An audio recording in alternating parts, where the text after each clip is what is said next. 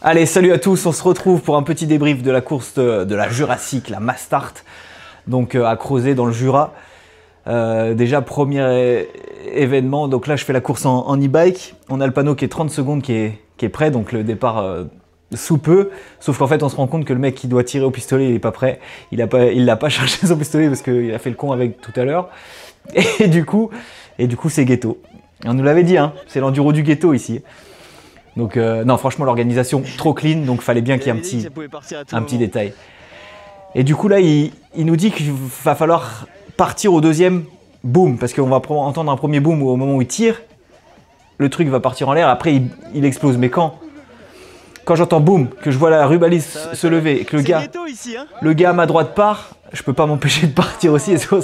Tu vas voir, j'ai l'impression de tricher. D'ailleurs, je triche parce que je respecte pas la règle, mais c'était impossible à respecter. C'est bon, ça y est, il est chargé. Gros coup de stress pour eux. Deuxième pétard.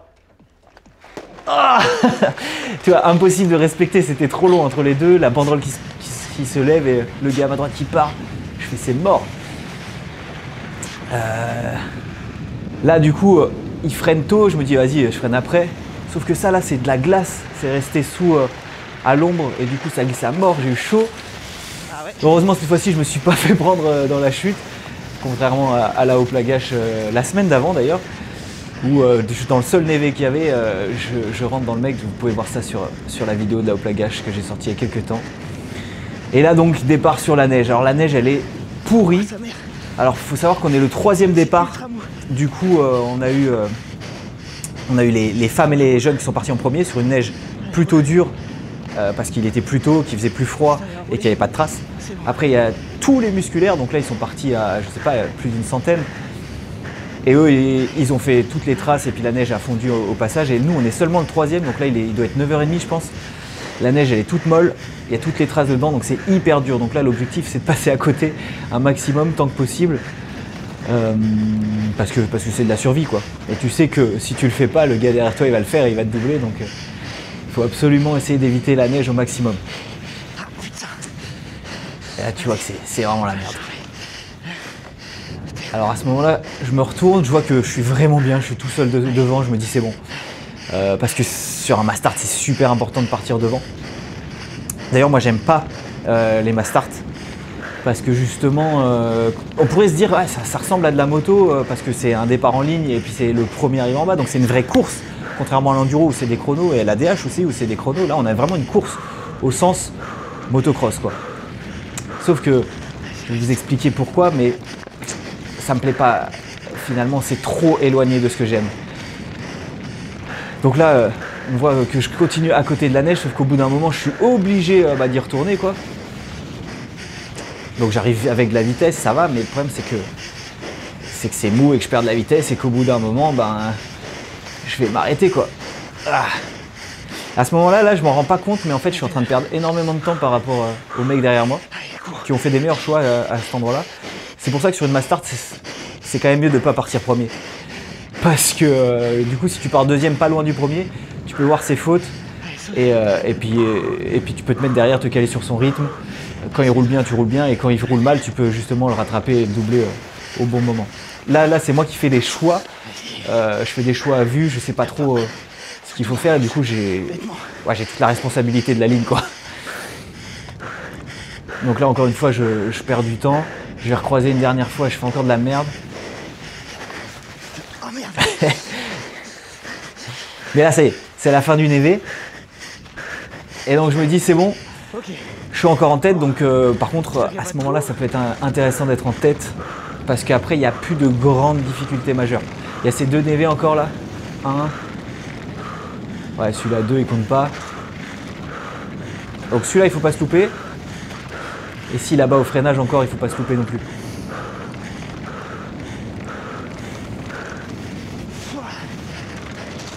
Les ornières du Seigneur. Les ornières du Seigneur. Je dis qu'il faut pas se louper parce qu'en plus si tu regardes bien, le deuxième il est pas loin, mais là il se tôle dans ce dernier freinage, donc je m'en sors super bien. On voit Théo qui arrive, qui doit être à une vingtaine de secondes, peut-être une trentaine de secondes. Je me dis c'est pas mal. Après, Ça roule. Après, ça roule.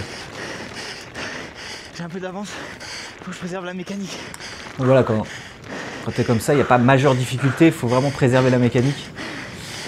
Il faut aussi faire les bons choix. En vrai. Les bons choix de ligne. Par exemple. Pas comme là. Non, putain. Je suis trop con. Ah, je sais pas pourquoi, je savais qu'il fallait que je passe en haut et au dernier moment, la ligne du bas elle m'a attiré et j'ai fait que de la merde. Je rentre trop con. Et surtout, je voyais rien à ce moment-là. C'est moi où je vois rien. Les yeux. La neige elle m'a cramé les yeux. Ouais. Je pense que j'aurais dû mettre un masque fumé, mais je mets toujours un masque transparent parce que quand tu vas dans la forêt, tu vois plus rien. J'ai l'impression Sauf que la neige, putain, d'avoir un masque fumé. ça crame les yeux. Et là, j'avais l'impression de voir avec un masque fumé et surtout un masque orangé. Je voyais tout orange. Et ça a mis ouais, 1 minute quasiment à revenir normal, quoi. Donc là, on va arriver sur la première relance, la principale relance, la seule relance d'ailleurs, en montée. Ça. Allez. Donc là, en musculaire, elle fait hyper mal. En e-bike, elle fait mal, mais beaucoup moins longtemps, donc elle fait moins mal quand Ah, même. ma ligne. Alors faire une course, une Mastart en e-bike, c'est un peu de la merde aujourd'hui encore, parce qu'il y a quand même beaucoup moins de monde. C'est quand même dommage de ne pas être tous ensemble finalement. Mais moi, j'ai besoin de ce temps sur l'e-bike pour pouvoir préparer ma saison, parce que mon cœur de saison, c'est quand même en e-bike. C'est pour ça que cette course-là, je l'ai fait en e-bike. Surtout que la veille, il y avait un enduro, donc ça me faisait une petite course de préparation. Une vraie course de préparation, puisque la course d'enduro servait pour la place et l'entrée en grille sur la Mastart. Et donc voilà, ça m'a permis de passer du temps en compétition sur mon vélo, juste avant la Coupe d'Europe. Putain, je suis mou. À ce moment-là, je me sens vachement Physiquement. mou en termes de... Ouais, les jambes molles et tout. Que je me remette dedans. Pas très dynamique, quoi. Parce que là, tu es en train d'attaquer un sacré trail. Donc trail du... Les yeux ça va mieux. Oh. Là, je dis que les yeux, ça va mieux. Mais trail du Crozet, donc je vous invite vraiment à aller faire un tour là-bas. Surtout que là, ça va ouvrir le bike park avec les télécabines. Et il y a plein de trails comme celui-là, là, incroyable. Qui est à la limite entre un bike park et de l'enduro. Il y a un peu tout style de piste. Mais quand même pas un gros bike park au sens où on l'entend, quoi. C'est énorme à rouler. Il y a des sauts, il y a tout ce qu'il faut. C'est un régal. Et surtout, quand vous allez là-bas, vous allez forcément croiser un gars de l'enduro du ghetto, donc c'est le nom de leur équipe là, qui se fera un plaisir de vous montrer les pistes qui sont vraiment cool.